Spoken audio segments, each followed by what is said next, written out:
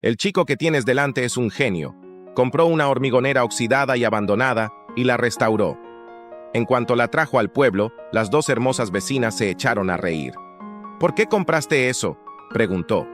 Pero él no compartía su opinión. Dijo que tenían el pelo largo y pocos conocimientos. Ni siquiera sabían que era un tesoro. De hecho, llevaban años trabajando fuera del pueblo.